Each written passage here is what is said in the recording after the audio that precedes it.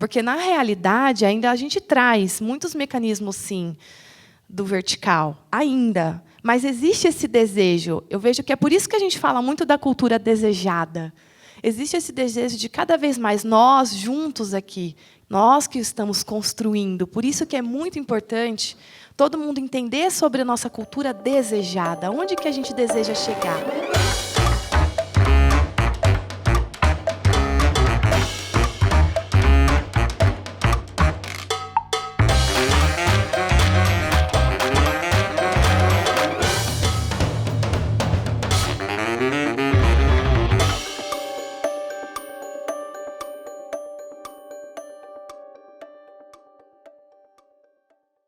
Bom dia, galera. Bom dia! Então, hoje temos um café mais interativo. Então, vamos responder perguntas que acontecem no nosso dia a dia, as dúvidas que acontecem no nosso dia a dia. E a nossa convidada de hoje é a Amanda Leal. Quem aqui não conhece a Amanda? Levanta a mão aí. Pronto, tem a Fran aqui que não conhece. Que bom que a maioria me conhece, Então, isso é muito bom. Se apresenta aí, Amanda. Bom, eu sou a Amanda, estou Amanda, e estou aqui na Eduz, está fazendo agora 4 anos, né, aqui nessa história, né, da Eduz, e vim com esse intuito de ajudar Eugênio nessa grande missão, de construir uma gestão mais humana, ter um olhar mais humano com todos nós aqui. E hoje estou aqui navegando, né, tanto com relação a pessoas, cultura, tudo que é relacionado a esse olhar mais humano, mais amoroso, cuidadoso com todos nós aqui, é onde eu atuo hoje. Muito bem. Então, vamos lá. Quem vai fazer a primeira pergunta? Bom dia, gente. Aqui falamos muito de ambiente seguro, mas também percebemos que muitas pessoas não expressam suas opiniões de verdade. Seria medo? Como, de fato, promover um ambiente seguro na Eduz? Quem que é você? Gente, eu sou o Daniel, mais conhecido como Abelha, né? Meu sobrenome. É sobrenome, hein? É. Não é só Pessoal, apelido. o pessoal acha que é apelido, mas é sobrenome, tá? De vez em quando confunde aí com besouro, formiga. Então, Mas é Abelha. salva de palmas aí pro Daniel e pro grupo. Obrigadão, Daniel. Eu entrei aqui na Eduz para ajudar no desenvolvimento dos papéis estruturais, da organização dos encontros, tá? E é isso. Obrigado. Bom, falando um pouco de medo, puxando o que o Lucas trouxe para a gente no último café, acho que penúltimo café, que ele trouxe muito sobre esse assunto, o medo, né? Então, eu vejo que... Eu falo muito que é muito sobre cada indivíduo. Primeiramente, começa conosco, né? Essa questão de não se sentir ali dentro do time, né? Esse ambiente seguro, né? Ter esse medo. O que eu vejo na prática, né? Uma grande oportunidade para nós. A gente está agora fortalecendo cada vez mais os nossos papéis estruturais. O elo de produtividade, o facilitador. Nós temos as BPs de cada área. Nós temos também o elo estratégico. Então, esses papéis têm um porquê deles estarem se fortalecendo dentro da nossa cultura. E é realmente para trazer esse ambiente seguro e essa conexão mais segura com cada um de nós aqui dentro. Então, eu vejo, né, trazendo já a resposta como uma grande oportunidade. Está se sentindo acuado, quer expressar, não está conseguindo, não está saindo ali, não está concordando com algum tema ali da reunião, sabe que pode contribuir da melhor forma, mas não está tendo essa liberdade, chama o facilitador ou chama a BP, que agora, na verdade, são os papéis que a gente mais está colocando ali energia com relação a pessoas. E temos também, né, não posso deixar de dizer aqui, os nossos mentores de área, que a gente fala muito que eles também são mentores de pessoas. Então, porque no final é tudo sobre conexão, é tudo sobre ser ouvido, é tudo sobre você conseguir, sim, se expressar. Então, hoje nós temos esses papéis. Se você não sabe quem é, né, o seu elo de produtividade, ou não tem muita conexão, facilitador do teu time, ou até mesmo da tua área, que também nós temos, busque conhecer.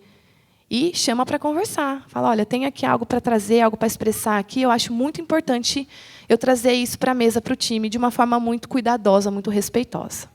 Muito bom. Como é que eu vejo essa questão de medo, né? Eu eu entendo que para a gente diminuir o medo e aumentar a participação das pessoas, existem 3 linhas que a gente precisa atuar, né? A primeira linha é a linha do ambiente seguro mesmo. E aí é a estrutura, a responsabilidade da empresa. O que a gente tem feito na empresa para diminuir o fenômeno medo na empresa? Então, a gente tem distribuído mais o poder e a gente tem tirado cada vez mais ou protegido os mecanismos de poder. Vou dar um exemplo prático. Uma organização tradicional, as pessoas têm medo de falar a verdade para o chefe, vamos dizer assim, porque elas têm medo de ser demitida ou serem humilhadas. Eu já ouvi falar histórias em corporações horríveis, de uma das maiores empresas do Brasil, por exemplo, ter reuniões em que o líder chegou a pegar uma cesta de lixo e jogou na cabeça da pessoa para humilhar a pessoa, para aquela pessoa não passar por aquela situação, não bater o metro, ela foi humilhada. Então, ela fica com medo daquilo ali. Então, esse tipo de coisa acontece. Peguei um exemplo extremo, mas esse fenômeno sutil acontece todos os dias. Então, a gente, pouco a pouco, vai distribuindo ou removendo os elementos de medo.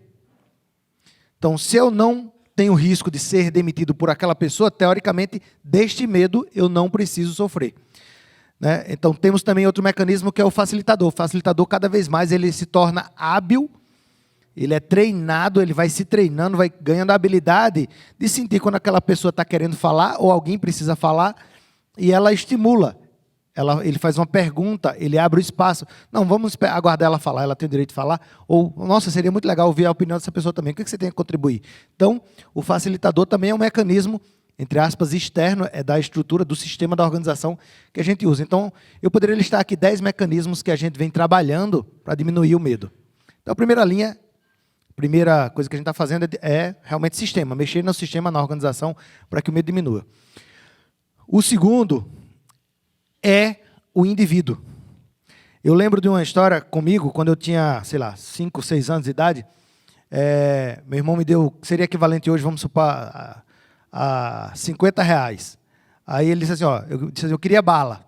Eu estou querendo ir na feira comprar bala, você me dá dinheiro para bala? Aí ele me deu, tipo, R$50. Aí ele disse, olha, eu não tenho R$10 aqui, você vai lá e gasta R$10 de bala, tá bom? Aí eu voltei, eu gastei os R$50. Imagina, né? Então, o que ele fez? Você vai lá e vai devolver 40 e você vai voltar com 40 na sua mão. Você vai dizer o que aconteceu. Imagina para uma criança com 6 anos de idade, 5 com 6 anos de idade, fazer isso. E na feira dizer assim, olha, eu quero devolver porque, sei lá, meu pai, meu irmão brigou comigo e tal. Então, aquilo ali foi um processo educativo pelo qual eu passei, mas foi baseado em quê? No medo, né? Eu dei esse exemplo, mas a maioria das nossas histórias, elas têm esse nosso processo educativo muito baseado em medo. E a gente vai construindo camadas de proteção, mecanismos de proteção com medo de sofrer aquela punição que a gente sofreu durante toda a nossa vida. Hoje, o maior desafio que eu tenho, talvez, como adulto, é identificar esses mecanismos e, pouco a pouco, ir substituindo eles. E se livrando daquilo que é baseado em punição e ir para mecanismos baseados em consciência. Eu tomo consciência de que ali não foi bom porque eu prejudiquei uma pessoa e aí eu procuro não repetir aquele fato. Então, para isso, só vai acontecer isso se o autoconhecimento for muito investido. Se você se conhecer, é responsabilidade sua também, talvez mais que todo mundo, trabalhar o que te gera medo para ir pouco a pouco removendo.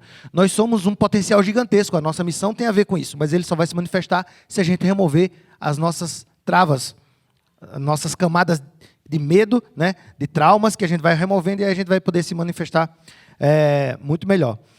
E o terceiro mecanismo que a gente vem trabalhando é uma liderança consciente. Ou seja, como que não necessariamente um líder institucional, alguém que tem um título, mas num contexto, por exemplo, vocês estão numa reunião aqui com 10 pessoas na mesa, alguém acabou assumindo a posição de liderança. Como que esse líder ele vai trabalhar de forma consciente para fazer com que todo mundo se sinta à vontade. Quando a gente conseguir fazer esse trabalho de liderança consciente, junto com a intimidade que as pessoas criam uma com as outras, todo irmão aqui, quem tem irmão sabe, a gente não tem medo do irmão, porque você sabe que não vai deixar de ser irmão, né? Não vai perder aquela conexão, não vai deixar de poder voltar para casa. Então você não tem medo, então você briga mesmo. Você vai lá e fala e grita, às vezes briga até fisicamente, porque você não tem tanto medo, porque a intimidade foi estabelecida. Então, se a gente trabalhar a liderança consciente para que a intimidade ela vai se desenvolvendo cada vez mais e vai sendo manifesta, a gente também tem a remoção do medo pouco a pouco. Então, esses 3 mecanismos dentro da nossa cultura, cada vez mais vão ser fortes. Show. Temos a segunda pergunta aqui. Qual time fez? Em uma cultura livre de hierarquia. Vai lá. Bom dia, eu sou a Lira, da equipe da Unifest. A gente fez uma pergunta aqui. Em uma cultura livre de hierarquia, como avaliar o desempenho de cada colaborador? Isso é uma dor que acho que todos nós aqui, né, estamos ainda vivendo. A gente está olhando muito para isso. A importância da gente conseguir... Isso é um tema muito discutido dentro até do desenvolvimento humano. Eu e a Eugênia, a gente tem discutido bastante junto com o Fabinho. Como que a gente consegue avaliar de uma forma muito verdadeira, muito assertiva, o desempenho de cada um aqui, né? Porque todo mundo busca, né, querer entender como é que eu estou indo, ter essa consciência. E para onde eu vou daqui 6 meses, daqui 1 ano? Quais são os mecanismos que eu preciso para me desenvolver? Tanto na parte técnica, quanto na parte comportamental, que a gente chama aqui de soft e hard skill, né? Então, a gente está na fase agora de experimentação. Começamos agora com a área de atendimento, um mecanismo chamado PDC, Plano de Desenvolvimento do Colega. Também estamos em experimentação apreciação. Para o ano que vem, a gente colocar toda a nossa energia, realmente, a gente conseguir já estabelecer esse mecanismo aqui dentro da Eduz, para que todos nós tenhamos, sim, essa clareza, tanto do nosso papel, o DR a gente conseguiu, eu sinto, percebo dentro da governança que todos nós agora já estamos evoluindo nessa parte de discrição de responsabilidade, e agora a gente está muito empenhado em conseguir dar forma Eduz de ser, porque Eduz é diferente, né? A gente até tentou no começo trazer o PDI, né, que é muito utilizado no mercado tradicional, só que a gente percebeu que não é o PDI, que não é dessa forma que a gente quer trabalhar, da mesma forma que o mercado tradicional, que começou até o pessoal a falar, PDI é mais assim, você não está indo bem, já vai lá para o PDI. Né? E não é isso que nós queremos aqui. Nós queremos que todos, desde quando entre na Eduz, passou 3 meses, já tem o seu PDC ali, já tem ali clareza. Onde estou, qual é o papel que eu estou energizando, como que eu estou, o que eu preciso desenvolver, ter, junto com o teu mentor ali de área, seja o seu elo de produtividade também, que vai estar acompanhando, o elo estratégico, para que você consiga ter esse acompanhamento, tanto seu como alto, que é muito importante a gente se autoavaliar, isso está dentro do desenho do PDC, os colegas também poderem te avaliar, mas... trazendo muito o que o Frederic Laloux, do Reinventando Organizações, ele nos ensina lá no nosso case, né, ele fala muito que é importante que a gente contribua com o colega de uma forma construtiva. Né? Então, tem muito a ver com o feedback. Mas é um feedback construtivo, olhando para a melhoria, para ajudar o seu colega. Então, a gente vai ter um 360, o individual e também o do mentor. Né? Então, estamos caminhando, estamos olhando para isso. A IEDA, que acho que vocês puderam conhecer no encontro de facilitação do Easy, junto com a Elaine também, que são cientistas, né, de tudo que é relacionado à ciência da mente, ela tem nos ajudado. A gente testou uma vez, testou 2 vezes. Agora a gente está no 3º teste para a gente conseguir, então, trazer para toda a organização. Muito bom. Produtividade, né? O que é a produtividade? Eu acho que essa talvez seja a pergunta mais difícil da gente trabalhar no modelo de gestão que a gente vem buscando. Por quê? Quando a gente fala de produtividade, né? Produtividade, capacidade de gerar produtos, de gerar produção. Né? A gente olha de um ângulo externo e a gente olha de um ângulo de expectativa. Então, é natural. Nós estamos todos numa empresa e nós estamos num contrato. Existe um contrato entre cada um de nós e a organização. O que diz esse contrato? Eu tenho uma habilidade ou um conjunto de habilidades e eu vou usar o meu tempo e as minhas habilidades para promover uma melhoria na produção dessa empresa, né? Gerar mais ou melhores produtos nessa empresa. Esses produtos vão ser trocados com o mercado vai reconhecer o valor destes produtos e parte do valor destes produtos que é reconhecido pelo mercado é repassado a mim. Este é o contrato que nós vivemos na organização. No momento em que a organização ela consegue produzir, oferecer produtos, soluções mais valiosas para o mercado reconhece mais, isso automaticamente, entre aspas, aumenta o ganho por produção desta empresa. E a gente procura reproduzir este mesmo modelo para os times e para os indivíduos. Isso é um mecanismo natural. Então, se eu produzo, se eu consigo trocar mais, né, de forma mais inteligente ou de forma mais rápida, ou seja, se eu sou mais capaz de trocar valor, sou capaz de trocar mais valor, teoricamente o conjunto disso vai fazer com que a organização seja capaz de trocar mais valor também. Então, a produtividade vem desse conceito. Então, você vê que é um elemento externo. O mercado troca com a empresa e é repassada essa troca para o colaborador. Esse é o conceito filosófico da troca, da produtividade. Só que aí eu me vejo nesse processo. Eu olho para mim neste processo. E eu vejo como foi a minha produtividade ao longo dos últimos anos, meus 20 e poucos anos aí de carreira, como foi a minha produtividade, a minha capacidade de trocar com o mercado ou com a organização. E eu vejo que era assim, ó. Às vezes, numa semana, eu inventei um negócio, eu criei um negócio, ou eu dei uma ideia, ou eu ajudei alguém que fez boom, explodiu a produtividade da empresa perante o mercado. Eu vi que teve horas que não adiantava eu ser produtivo, porque o mercado ele tinha mudado e ele não me reconhecia mais, ou não reconhecia mais a empresa, e aquela minha produtividade não fazia mais sentido. Então, eu era a melhor pessoa do mundo fazendo algo que o mercado não queria. Não estava disposto a pagar, né? E a conexão, a associação disso diretamente com o resultado final desaparecia. Porque eu trabalhava mais horas, às vezes final de semana, madrugada, e aquilo não se transformava no valor que eu esperava. Então, será que eu estava sendo improdutivo? Eu não sei. Eu não sei porque existiam diversos fenômenos externos. Então, é uma avaliação muito complexa. E a Eduz reconhece essa complexidade. Ela não quer cair na armadilha de ir para o lugar fácil, de ver se a pessoa está trabalhando N horas, se a pessoa está entregando o que foi pedido somente, porque produtividade não é exatamente isso. Né? O que a Eduz quer, e é para esse lugar que a gente está indo, os próximos anos a gente vai descobrir como fazer isso, é assim. Você considera que você está melhorando todos os dias? Em algum momento, porque acontece isso com todo mundo, em algum momento você vai ter um pico de entrega que vai compensar os vales de entrega.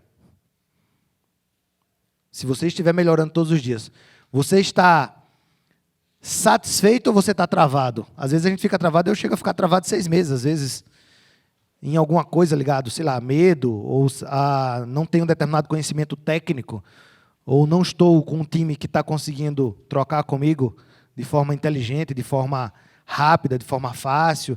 Você está travado ou você está no flow, está no fluxo aí, está produzindo bastante? A gente quer atuar muito mais nesse lugar. A gente, de verdade, acredita que cada um é uma bomba, né, de criatividade, é uma bomba de capacidade. Só que, normalmente, 95% das vezes, a gente não está com essa bomba liberada, a gente não está com esse fluxo liberado. Então, a gente está muito mais preocupado em manter esse fluxo e identificar o que está travando o fluxo. Às vezes, a pessoa está precisando viver outra realidade, o coração dela está pedindo para ela viver outra realidade. E a gente fica tentando fazer a pessoa ficar produtiva, botando medo lá e tal, ela só precisa viver outra realidade, talvez ir para outra empresa e viver uma outra experiência, a gente não sabe. Então, a gente está tentando aprender. Isso que a Amanda falou é muito verdade. A gente está tentando aprender sobre isso.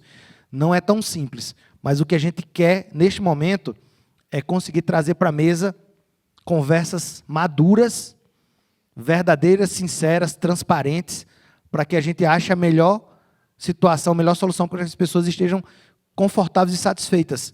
Até essa coisa, eu estou sendo produtivo e tal, também é uma coisa do ego, né? Ela, puta, eu sou valioso, que bom, o pessoal está gostando de mim. Mas eu acho que é mais do que isso. Nossa vida é muito mais do que isso, né? Show. Vamos lá. Meu nome é Paulo, eu estou no time DIG da organização. Como a Eduz vê e imagina a seguinte situação.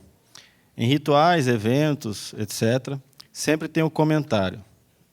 Um exemplo para que seja evidenciado. Colegas novos têm dificuldades de entender a cultura. Colegas mais antigos têm mais facilidade. Sendo que nossa cultura é de inclusão, como vocês pensam em lidar com isso? Né? Ou seja, a situação de todo momento tem um comentário, porque o colega mais novo tem dificuldade, o colega mais novo, isso.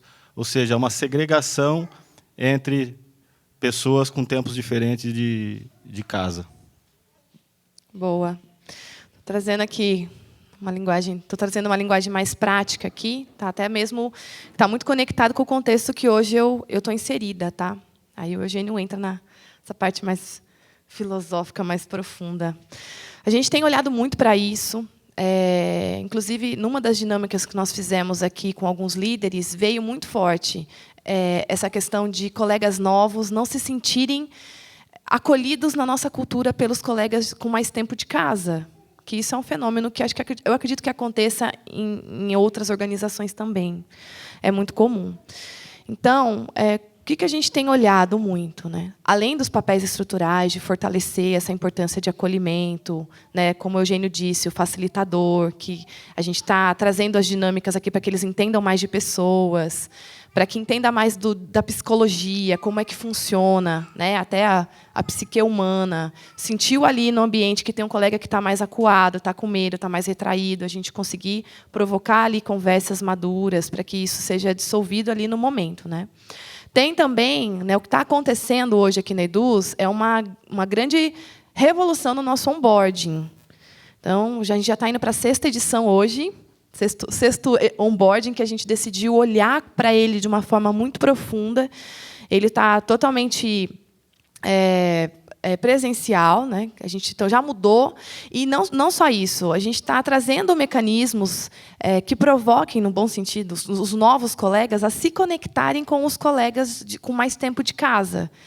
E a tendência é a gente trazer com mais força isso. Vai ter um momento do onboarding que os colegas antigos eles vão interagir com os colegas novos, para que exista essa conexão, para que não se crie essa barreira. Porque o que cria barreira, né? Quando a gente é o desconhecido, né? Até mesmo o julgamento, o próprio medo, né? Tá chegando um colega novo, mas quem que é essa pessoa que está vindo? Nem sabia que ia chegar aqui. Meio que chega como às vezes até um intruso ali, né? Então isso não é legal para nenhuma das partes, né? Não é benéfico para nenhuma das partes. Então a gente está cada vez mais trazendo mecanismos que façam com que os colegas eles se interajam mais, eles estejam mais conectados aqui, porque no final, gente, é o que eu sempre digo, eu quero dizer aqui, aproveitar essa fala. Todo mundo busca se sentir o quê? Especial. Todo mundo busca isso no final. Se sentir especial, se sentir amado, se sentir acolhido. Todo mundo. Então, quando a gente entende, compreende isso, que é muito sobre você e muito sobre o outro também, tudo começa a fazer mais sentido e ficar mais leve, que é o que a gente busca na nossa cultura aqui. Quando eu falo do olhar mais humano, é nesse sentido, da gente conseguir se olhar, a gente conseguir se trabalhar através do autoconhecimento e conseguir também levar isso, principalmente para os novos colegas, os que já estão aqui há mais tempo, né? Esse acolhimento, né? Essa nossa cultura que a gente tem buscado. Eu acho que não tem muito o que acrescentar, não. Até porque eu trabalho muito pouco com o pessoal que está entrando. Eu só observo uma coisa, que talvez seja um ponto de observação na pergunta, né? No começo, a gente sofreu, até eu conto muito na história de 2016, né? Quando a gente teve uma enxurrada de pessoas novas, e aí a cultura ela foi muito para o lugar das pessoas novas que estavam chegando. Hoje, a gente já tem praticamente 500 colaboradores, então, se chegam 10...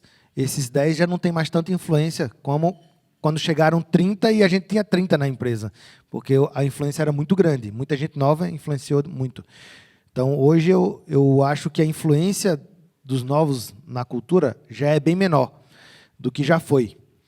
Mas o que eu observo é o seguinte, os mais antigos também, por outro lado, eles trazem a cultura e o poder de serem quase que fundadores, que estavam no começo da empresa. Então, eles trazem uma carga de poder, uma carga de autoridade muito, muito forte. Então, hoje, os mais antigos, por incrível que pareça,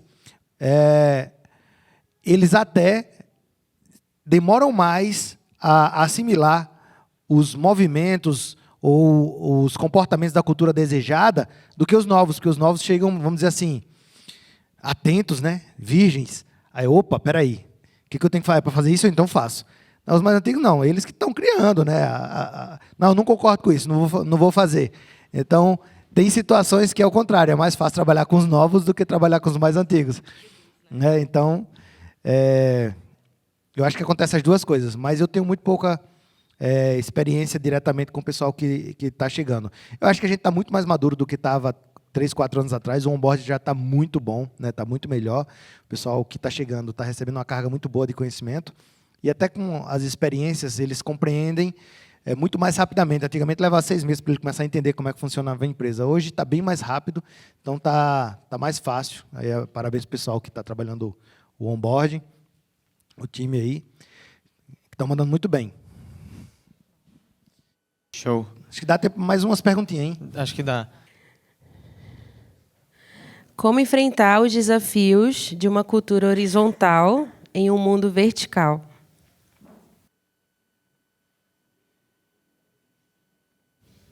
Trazendo um pouco do começo da introdução do Reinventando Organizações, o Frederic ele traz todas as nuances por cores dos modelos de gestão que existem nas organizações. Desde a vermelha, aí passou pelo laranja, pelo amarelo, o âmbar, que ele chama, aí tem a verde, até chegar no teal, que é um azul piscina, em inglês, teal, que é essa cor, né? É uma nuance do verde para esse azul piscina. Tá? E a gente, desde quando a gente teve esse primeiro contato, né, foi onde fortaleceu muito, né, essa ideia de Eugênio de realmente transformar a Eduz numa empresa mais horizontal, distribuição de poder, trazer com mais força esse senso de igualdade, sempre preservando, lógico, a equidade, né, a experiência de cada um. Então, hoje, o que eu vejo? Né? Eu vejo que a Eduz, nosso modelo aqui, né, de gestão, ele navega ainda. A gente não pode dizer assim, somos uma empresa totalmente horizontal, porque, na realidade, ainda a gente traz muitos mecanismos, sim, do vertical, ainda. Mas existe esse desejo. Eu vejo que é por isso que a gente fala muito da cultura desejada. Existe esse desejo de cada vez mais nós juntos aqui, que é uma fala que a gente traz muito no nosso onboarding. Nós que estamos construindo. Por isso que é muito importante todo mundo entender sobre a nossa cultura desejada. Onde que a gente deseja chegar? Hoje, amanhã, até o final do ano, os próximos anos. Tem um porquê de ser entregue esse material em todo o kit do onboarding, o Reinventando as Organizações, porque é para lá que a gente quer chegar. Nesse modelo que vai chegar um dia que a gente vai estar cada vez mais livre do medo, a gente vai conseguir mais se expressar, todos aqui vão ter clareza do teu papel, da tua evolução, de quando chegou, onde está, para onde está indo. Né? Esse é o desejado. A gente sabe que tem muito que melhorar. A gente estamos ainda com alguns, principalmente algumas áreas, é mais latente, esses mecanismos mais da hierarquia ainda. Mas nós desejamos que cada vez mais seja distribuído, seja realmente mais horizontalizado esse modelo, para que a gente consiga o quê? Chegar na nossa missão. Viver a nossa missão, que é realmente explorar o real potencial de cada um aqui dentro, que é o que o Eugênio trouxe. Todo indivíduo ele tem algo para explodir dentro de si. A gente acredita nisso, tanto que a gente fala muito também, não existe a pessoa errada aqui dentro da Eduz. Cada um de nós aqui somos a pessoa certa. Tem um porquê de nós estarmos aqui. Existe, sim, a pessoa certa que está, provavelmente, no lugar errado. E aí também é um outro assunto, né, que a gente tem trabalhado muito com essa questão de a gente trazer mais maturidade para os nossos processos, falando agora também da realocação, que tem muito a ver também com esse modelo horizontal. Né? Então, eu vejo que a gente está nessa nuance A gente tem um pouco de cada cor ainda, mas a gente já sabe qual é a cor que qual é o lugar que a gente quer chegar. Então, da minha visão, eu vejo que é isso. É isso aí, muito bom. Eu tenho cada vez mais trocado as palavras horizontal e vertical, né, hierarquia e horizontalidade, por indivíduo, grupo. Eu acho que essa é a grande pergunta que a gente precisa se fazer o tempo todo. A gente está numa briga de poder entre o vertical e o horizontal, ou a gente está numa briga de consciência entre o que é melhor para mim, estou buscando o que é melhor para mim, ou estou buscando o que é melhor para o grupo? Isso é o mais difícil, eu acho, de tudo. Porque somos seres humanos e estamos aqui para isso mesmo, para aprender isso aí. E é muito difícil a gente colocar o grupo em primeiro lugar. É muito difícil mesmo. Mas esse é o desafio. Hoje eu tenho menos preocupação, já tive muita. Até uns 2, 3 anos atrás eu tinha muita... Eu era meio que um defensor ferrenho da horizontalidade, né? Vamos tirar esse negócio de hierarquia. Hoje eu comecei a falar o contrário. A hierarquia ela é importante do ponto de vista de informação, do ponto de vista de solução para o grupo. Porque o grupo ele vai ser mais saudável se ele estiver bem direcionado. Se ele estiver muito solto, as forças, cada uma puxando por um lado, o grupo ele perde muito. Só que, quando a gente fala de centralizar, de unificar, né, de alinhar as direções do grupo, e aí vem a hierarquia de informação, muitas vezes a hierarquia também de estrutura, né? A gente tem lideranças aqui, de certa forma, um pouco hierárquicas ainda.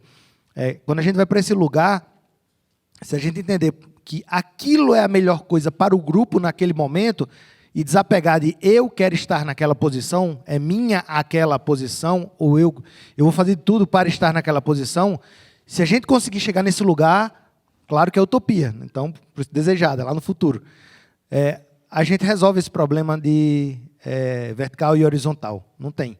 Então, o Felipe aqui está facilitando esse encontro. Ele que montou a estrutura e tal.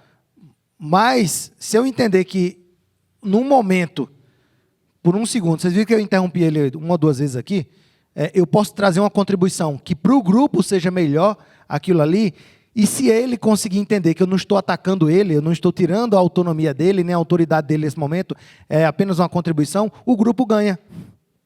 Não existe essa perda. Agora, se eu, né, mesmo que conscientemente fizer um movimento de remoção desse poder, de tomada de poder, não, eu quero falar, eu preciso falar para o pessoal saber o que eu penso, não sei o que lá, aí eu começo a prejudicar o grupo, porque eu comecei a pensar em mim. Ou se ele disser assim, não, a gente está me atrapalhando, vou me calar aqui, porque eu estava aqui liderando e agora não, o cara está querendo me atravessar aqui. Também está prejudicando o grupo.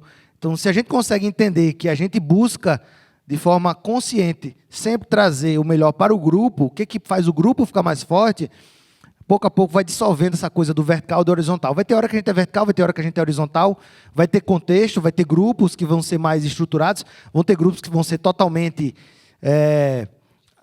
não horizontais, né? 5, 10, 20, 30 pessoas que ali não tem estrutura de poder nenhum, eles estão trabalhando em colaboração de forma magnífica, e está tudo bem, porque aquela é a melhor estrutura naquele momento para o grupo. Então, eu não tenho amarração com vertical ou com horizontal, sempre falei isso, não tenho amarração com autogestão, mas eu tenho muita amarração, eu tenho muito compromisso com o grupo. Minha busca é o melhor para o grupo, que vai proteger o grupo. Tem muito a ver com liberdade, que você trouxe na sua última fala. Que essa é a liberdade que nós temos, né? De agir, de tomar, de poder de escolha, mas a gente tendo sempre essa consciência de olhar sempre para o grupo, né? Então... Perfeito.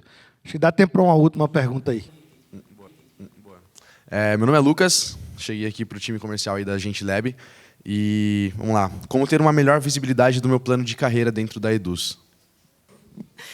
A gente tem falado bastante sobre esse tema, né? Carreira, como ter maior visibilidade.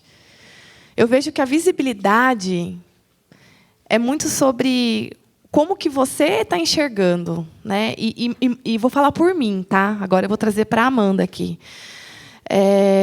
Como que você está até se sentindo, energizando as tuas atividades do dia a dia? Eu vejo que isso vai ser um bom indicador. Como que você Porque se você está sentindo que está fluindo, que você está feliz, que você está acordando todos os dias energizado para poder dar o seu melhor, para poder entender que você está ali para doar os seus talentos, automaticamente você vai ter mais visibilidade. Eu cheguei numa conclusão há um tempo atrás, né, mas isso, né, como o Eugênio me chamava muito, era de carrinho de bate-bate, que eu ficava batendo, até eu chegar nas minhas conclusões. Eu vou na experimentação, né? E aí um dia me caiu uma grande ficha, né? Eu falei, gente, é real. Não é sobre eu construir a minha carreira aqui dentro da Eduz. Eu ser, perdão da palavra, né, a fodona, né, assim, aqui dentro da Eduz. Não é sobre isso.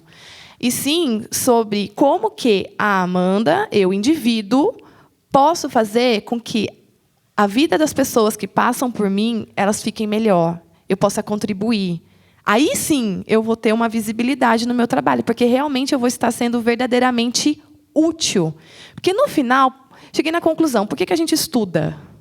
A gente faz desde o primário, a gente passa para o fundamental, aí a gente vai para o colegial, aí a gente sonha em passar e ir para a faculdade, aí fica naquele dilema, qual vai ser a minha profissão, né, antes de ir para a faculdade. Mas é tudo sobre o quê? Que foi até uma fala que eu trouxe um dia para minha filha, Maria Júlia, quando ela estava tomando a decisão de escolher qual ia ser a profissão dela.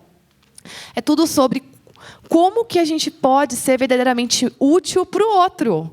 A gente estuda, a gente passa a maior parte da nossa vida adquirindo conhecimento em busca dos nossos sonhos, na verdade, para que a gente possa transmitir isso através do nosso trabalho, da nossa troca, da nossa produtividade, como diz o Eugênio aqui, para o outro.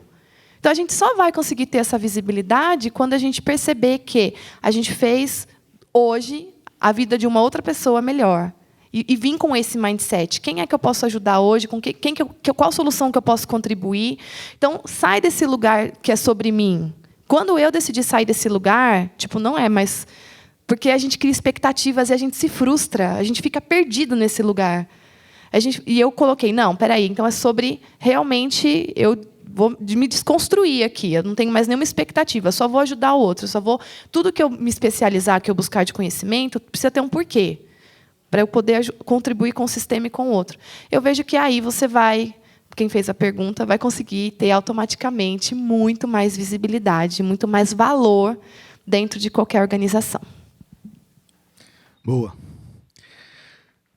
Quando a gente fala de carreira, eu lembro sempre de uma frase, né, que eu ouvi uns 15 anos atrás, que por muitos anos foi o meu mantra aí de gestão, que é assim: diz-me como me medes e eu te direi como me comporto. Alguém já ouviu essa frase? O que quer dizer isso? As pessoas vão se comportar de acordo com a cenourinha que é dada. Então, carreira é muito disso, né? É criada a história, a gente compra a história do sonho, do sucesso. Então, quando eu tiver X anos, eu quero ter minha casa, meu carro, isso vale tanto em dinheiro, e para ter tanto dinheiro eu tenho que ter tanto salário, e as carreiras que dão esse salário são tais, e, portanto, eu enxergo uma escadinha para chegar naquele salário, e aí eu entrego 20, 30 anos da minha vida para essa escadinha. Essa é a história da carreira. Carreira é isso. Então, por isso que as pessoas perguntam, mas como é que é a minha carreira? Eu quero saber como é que eu pulo de degrau, né? Como é que eu ganho mais. Porque, no final, não é assim. Está todo mundo procurando esse lugar de sucesso, e está tudo certo, né? Mas hoje eu substituo essa frase, diz-me como me medes, que eu te direi como me comporto, quer dizer, se é isso que eu tenho que fazer, eu faço isso para poder subir de degrau.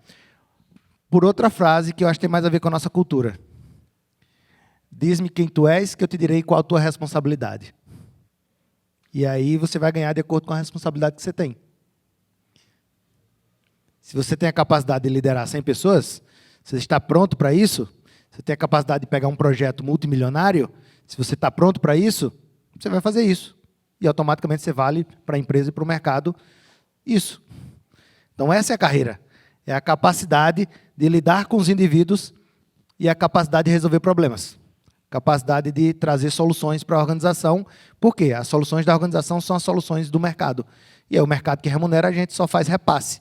A gente é só um atravessador nesse meio do caminho como empresa. Como grupo, nós somos só um atravessador. Então, hoje eu gosto mais dessa frase.